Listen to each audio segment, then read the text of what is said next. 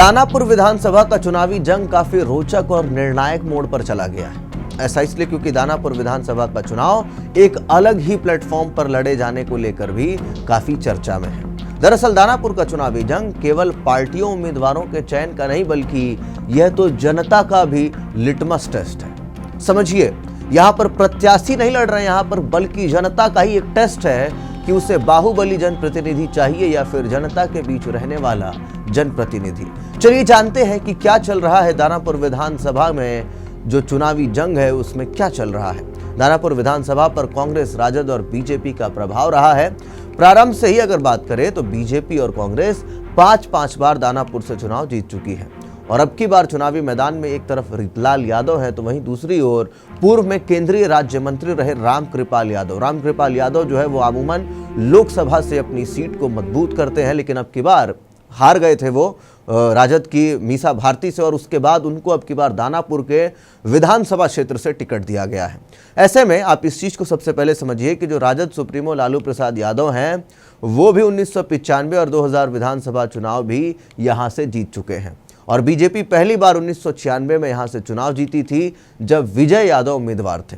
इनके बाद लगातार 2005 से 15 तक 4 बार आशा देवी दानापुर जो सीट है वहाँ से जीतती रही हैं और वर्ष 2020 में विधानसभा के चुनाव में रीतलाल यादव ने आशा देवी को हरा दिया था और रीतलाल यादव वहां पर बहुत बड़े बाहुबली चेहरे के रूप में आते हैं। रीतलाल यादव का पूरा भौकाल है उस एरिया में। तो इस बार चुनावी जंग में बीजेपी ने पूर्व सांसद रामकृपाल यादव को चुनावी जंग में उतारा है।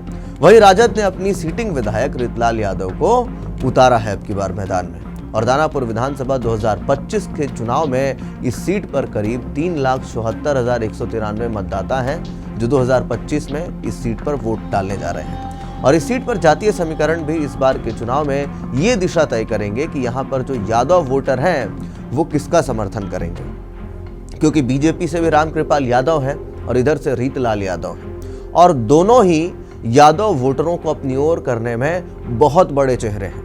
यहाँ यादव 90,000 हैं, वैश्य मतदाता लगभग 70,000 हैं, एससी 30,000 है और मुस्लिम मतदाता लगभग 18,000 है। तो मुस्लिम मतदाता तो रामकृपाल यादव को वोट कम ही करें क्योंकि मुस्लिम मतदाता एनडीए का समर्थन नहीं करते हैं। ऐसे में अब क्या चाहिए कि ये जो यादव वोट बैंक है ये भी अब बटेगा यहाँ। तो जो वैश्य मतदाता है 70,000 और इसी के साथ जो एससी मतदाता है 30,000, अगर इनको अपनी ओर रामकृपाल यादव साधने में सफल होते हैं तो फिर रामकृपाल यादव इस सीट से निकल सकते हैं। सवर्ण के भी लगभग 50,000 मत हैं और ये जो 50,000 मत है ये सवर्ण क्योंकि बीजेपी का एनडीए का कोर वोटर रहा है, तो ऐसे में अगर ये भी उसोर जाता है तो रामकृपाल यादव ये सीट लपक सकते हैं। कुर्मी भी 8,000 के आसपास है। नीतीश कुमार कुर्मी समुदाय से ही आते हैं और जदयू अब की बार बीजेपी के साथ है, तो ये वोट भी उधर जा सकता है। इसके अलावा भी कई छोटी छोटी जातीय चुनाव को भी प्रभावित जो है वो कर रही हैं। जातियां छोटी छोटी और मौजूदा समय में चुनावी टक्कर बीजेपी के रामकृपाल यादव और आरजेडी के रीतलाल यादव में है। राजद के आधार वोट बैंक मुस्लिम और यादव के हैं।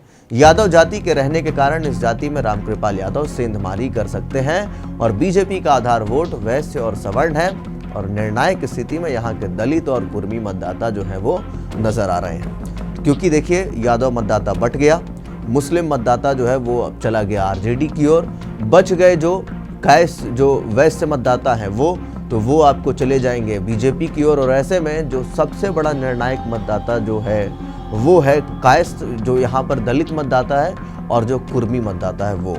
तो इस चीज़ को समझिए कि ये जो एक बड़ा फैक्टर जो है वो भीतरघात का भी यहाँ पर है, क्योंकि रामकृपाल यादव को टिकट मिलने से स्थानीय नेता में काफ़ी बेचैनी है और आशा देवी को लेकर के जब बदलाव की बात आई तो बीजेपी ने स्थानीय स्तर पर कई नेताओं में चुनावी स्किल विकसित करने की कोशिश भी की थी, पर पूर्व सांसद रामकृपाल यादव को उतारने के बाद इन नेताओं में थोड़ी नाराजगी भी थी।